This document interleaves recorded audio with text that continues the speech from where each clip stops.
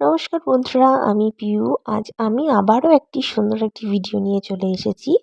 আজ আমি কোনো ব্লাউজ কাটিং তোমাদের সাথে শেয়ার করব না। আজকে আমি শেয়ার করব হাতা কী করে কাটিং করতে হয়। ব্লাউজ বা চুড়িদারের ক্ষেত্রে নিয়মটা একই রকম। তো আজকে আমি একটা ব্লাউজের হাতা কাটিং করেই দেখাবো কী করে হাতাটি খুব সহজেই তোমরা কেটে নিতে পারবে, একদম সূত্রের সাহায্যে। প্রথমে আগে যে ব্লাউজটা কেটেছি সেটার এরকম করে আগে মাপ নিয়ে নিতে হবে, বগলের মাপটা। সেই মাপটা আমি নিয়েছি ৭ ইঞ্চ, আর ১.৫ ইঞ্চ মতন এক্সট্রা নিয়েছি। এক্সট্রা কাপড়টা নিজের ইচ্ছা মতোই নিতে হয়। প্রথমে আগে লম্বার মাপটা নিয়ে নেব। হাতা লম্বা ৮ ইঞ্চ, তার সঙ্গে ১ ইঞ্চ এক্সট্রা নিয়েছি, নিয়ে ৯ ইঞ্চিতে একটা দাগ দিয়ে দিয়েছি।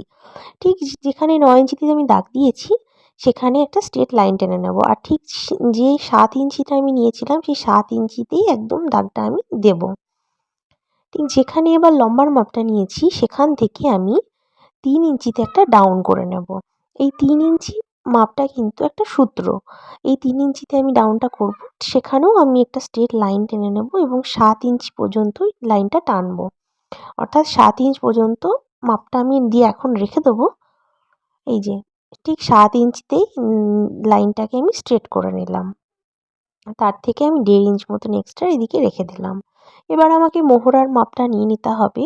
যার যেমন মোহরা থাকবে সেই মাপটাকে আগে প্রথমে বসাতে হবে, তারপর এক্সট্রা কাপড়ের জন্য মাপটা নিয়ে নিতে হবে। উপরের দিকে যেখানে এক্সট্রা মাপ নিয়েছিলাম ঠিক সেখান থেকে নিচের দিকে যে এক্সট্রা মাপ রয়েছে সেখানে একটা লাইন টেনে দেব। এই ড্রয়িংটা কমপ্লিট হয়ে যাওয়ার পর এবার ওপরে যে রাউন্ড শেপটা সেটাকে এবার আমি বানিয়ে নেব। রাউন্ড শেপটা বানানোর জন্য এখানে প্রথমে ১.৫ ইঞ্চিতে একটা গ্যাপ দিতে হবে। ঠিক ১.৫ ইঞ্চি থেকে যেখানে ৭ ইঞ্চিতে একটা দাগ টেনেছিলাম সেখানে একটা কোণাকুনি একটা স্ট্রেট লাইন টেনে দিতে হবে। ব্যাস, এটা হয়ে গেল। এইটা কমপ্লিট করে নেওয়ার পর এবার আমাকে একটা এসের মতন একটা শেপ দিয়ে নিতে হবে। এই এসের শেপটা কিন্তু এই যে লাইনটা টেনেছি না কোণা করে, ঠিক সেই কোণাটাকেই কভার করে কিন্তু আসবে। ঠিক একটা ঢেউ খেলানো শেপের মতন শেপটা আমি দিয়ে নেব, একটা এসের মতন একটা শেপ। এইভাবে যদি আমরা হাতাটা কাটিং করি তাহলে দেখবেন খুব সহজেই কাটিংটা হয়ে যায়, আর খুব ফিটিংসটাও খুব সুন্দর হয়। ঢেউ খেলানো শেপটা যেখানে করেছি ঠিক যেখানে ১.৫ ইঞ্চি এক্সট্রা নিয়েছি সেখানে কিন্তু শেপটাকে মিলিয়ে দিয়েছি। শেপটা আমার কমপ্লিট। এবার আমি এটাকে কাটিং করে নেব। একদম ১.৫ ইঞ্চি যেখানে শেষ করেছি এক্সট্রা মাপ ঠিক সেই পর্যন্তই কিন্তু কাটিংটা আমি করে নেব।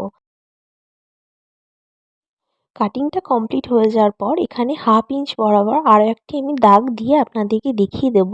এই দাগটা হচ্ছে যখন আমরা ব্লাউজের তালপাট কাটিং করি, অর্থাৎ হাতাটা যখন আমরা জয়েন করি ব্লাউজে তখন আমাদের তালপাট কাটিং করতে হয়, সেইটার দাগটাই আমি এখানে দিয়ে রাখলাম। আমি কিন্তু সবসময় তালপাটটা যখন ব্লাউজে হাতা লাগাই তখনই কিন্তু কাটিংটা করে থাকি। ব্লাউজের হাতাটা আমার একদম কমপ্লিট।